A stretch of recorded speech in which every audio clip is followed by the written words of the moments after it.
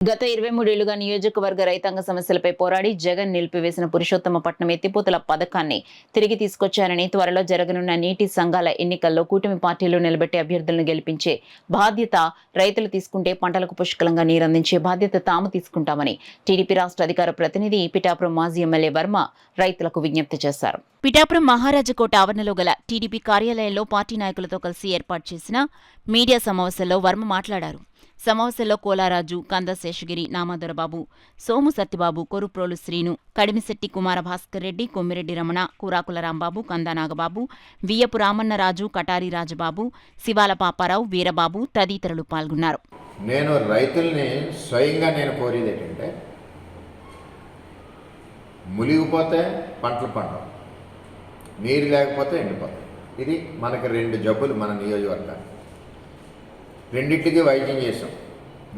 ఎండిపోయేదానికి పురుషోత్తపట్నం తీసుకొచ్చాం, జగన్ ఆపేశాడు. మళ్ళీ దాన్ని చంద్రబాబు నాయుడు వచ్చాక నా సీటు పోయిన సమయంలో నేను అడిగింది పురుషోత్తపట్నం ఇచ్చాడు.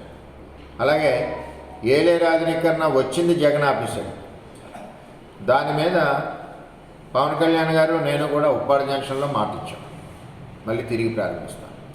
రైతులు మిమ్మల్ని నేను ఒకటే కోరుతా ఉన్నా, నీటి సంఘాలు అంటే ఏ రాజకీయ పార్టీ అయినా మీరు ఓట్లు వేస్తే కసిగా పనిచేస్తారు.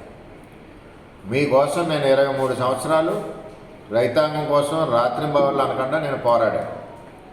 దయచేసి కూటమి అభ్యర్థులు నిలబడిన చోట తెలుగుదేశం పార్టీ అవనండి, జనసేన అవనండి, బీజేపీ అవనండి, ఎట్టి పరిస్థితుల్లోని 100కి 100% ఓట్లు కూడా కూటమికి వేయాలి.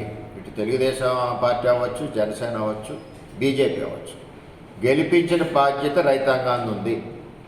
మీ పంటలు పండించవలసిన బాధ్యత మాదుంది. ఇది నా హామీ.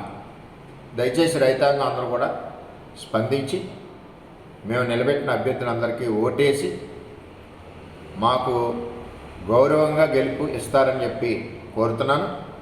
అదేవిధంగా ఈ 5 సంవత్సరాలు కూడా మీ పంటలు పండే విధంగా మీ ఇంట్లో పెద్ద కొడుకుగా నేను పనిచేస్తానని చెప్పి పిఠాపురం రైతాంగానికి అందరికీ నేను హామీ ఇస్తాను.